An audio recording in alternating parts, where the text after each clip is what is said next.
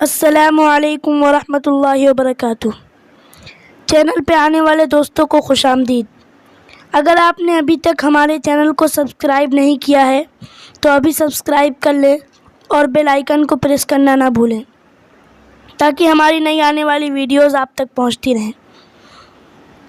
سامعین، آج میں اس مرد مجاہد کا ایک قصہ آپ کے سامنے لے کر حاضر ہوا ہوں جس نے اسلام کے لیے اور پیارے نبی صلی اللہ علیہ وسلم کے لیے اپنی پوری زندگی وقف کر دی، اور جس کو پیارے نبی صلی اللہ علیہ وسلم کی بہت قربت حاصل تھی، اور جسے ہم اسلام کے پہلے مؤذن حضرت بلال حبشی رضی اللہ تعالیٰ عنہ کے نام سے جانتے اور پہچانتے ہیں۔ تو میں حضرت بلال حبشی رضی اللہ تعالیٰ عنہ کے حضور صلی اللہ علیہ وسلم سے پہلی ملاقات ماخوذ حضرت بلال حبشی کے 100 قصے، قصہ نمبر 1 آپ کے گوش گزار کرنا چاہوں گا۔ ایک مرتبہ آپ صلی اللہ علیہ وسلم سیدنا ابو بکر صدیق رضی اللہ تعالیٰ عنہ کے ساتھ غار حرا میں تھے۔ وہاں سے سیدنا بلال رضی اللہ تعالیٰ عنہ کا گزر ہوا، جو کہ اس زمانے میں عبداللہ بن جدعان کی بکریاں چراتے تھے۔ یہ مکہ کے اجمی لوگوں میں شمار ہوتے تھے۔ اتفاق سے آپ ایک روز غار حرا کے پاس بکریاں چرا رہے تھے۔ رسول اللہ صلی اللہ علیہ وسلم نے ان کو دیکھا۔ آپ صلی اللہ علیہ وسلم نے فرمایا، اے چرواہے، کیا تمہارے پاس دودھ ہے؟ سیدنا بلال رضی اللہ تعالیٰ عنہ نے جواب دیا، ان بکریوں میں سے سوائے ایک کے اور کسی میں دودھ نہیں ہے، اگر ارشاد ہو تو میں دودھ لا دیتا ہوں۔ آپ صلی اللہ علیہ وسلم نے فرمایا، لے آؤ۔ چنانچہ سیدنا بلال رضی اللہ تعالیٰ عنہ نے بکری کو پکڑ کر اپنے برتن ہی میں دودھ دوہا اور آپ صلی اللہ علیہ وسلم کو پیش کیا۔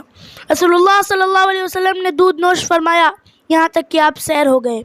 وہ بکری کافی دودھ دینے والی تھی، اس لیے پھر اس کا دودھ دوہا اور حضرت بلال حبشی رضی اللہ تعالیٰ عنہ نے حضرت ابو بکر رضی اللہ تعالیٰ عنہ کو پلایا تو وہ بھی سیر ہو گئے۔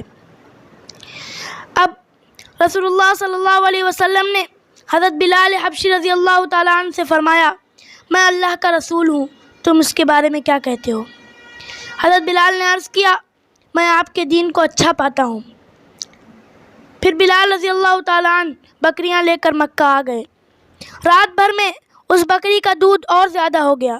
بلال رضی اللہ تعالیٰ عنہ کے مالک نے کہا، کیا تو نے اس کو بہت تر و تازہ جگہ پر چرایا ہے؟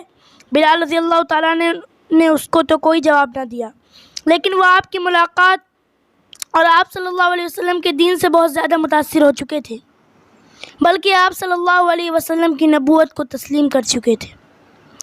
انہوں نے دل میں خیال کیا کہ 2-4 روز وہیں چل کر بکریوں کو چرانا چاہیے تاکہ ایک تو ان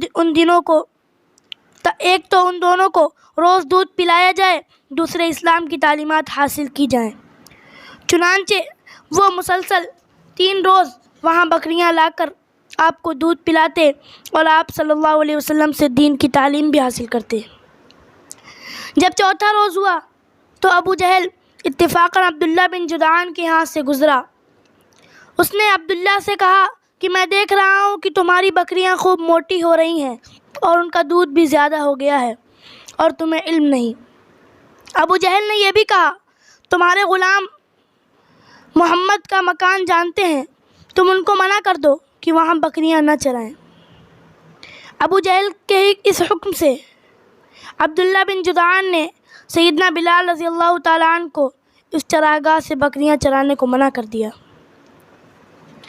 سامعین، میں حضرت بلال حبشی رضی اللہ تعالیٰ عنہ کے 100 قصے مصنف مولانا محمد اویس سرور اس کتاب سے روزانہ ایک قصہ آپ تک پہنچاتا رہوں گا۔ تو ملتے ہیں انشاءاللہ اگلی ویڈیو میں، جس میں میں حضرت بلال حبشی سے متعلق دوسرا قصہ آپ کے سامنے لے کر حاضر ہوں گا انشاءاللہ۔ شکریہ، جزاک اللہ۔